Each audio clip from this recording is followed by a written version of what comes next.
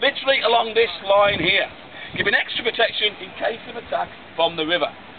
There were also strong bastions which stand against attack from the north, one there and one over in the northeast corner, and they were built during the reign of King Henry VIII, and you can see from the slits that they were used mainly to house cannon. Finally, surrounding the entire fortress, we have the moat. The moat was built during the reign of King Edward I, and it was designed by a guy called Master Walter, an expert we specially brought across from the Netherlands. Now, originally the moat was 120 feet wide, and if there was any water in it, it was 15 feet deep, and had a dual purpose.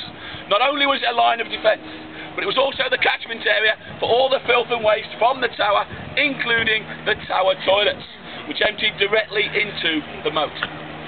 Twice a day at high tide, sluice gates would be opened. There's one just down here you can see, and there's one on the other side of the tower. And that would allow the tidal waters of the River Thames to wash around the tower and flush all that filth and waste out into the river.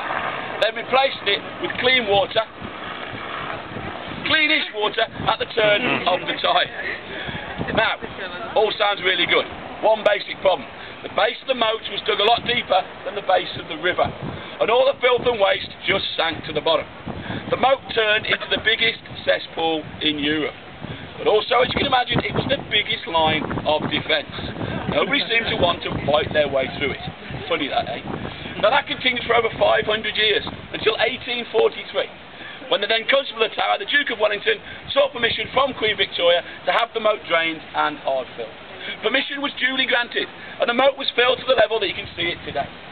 It was filled with sand and gravel, but mainly with oyster shells, and it was then used as a training and parade ground for troops from the Tower garrison. Throughout its 900 years of history, the Tower has been used for many different things. It was, and still is, a royal palace. It's where the first Royal Observatory was established in 1675, till that moved way down to Greenwich, where it still stands today.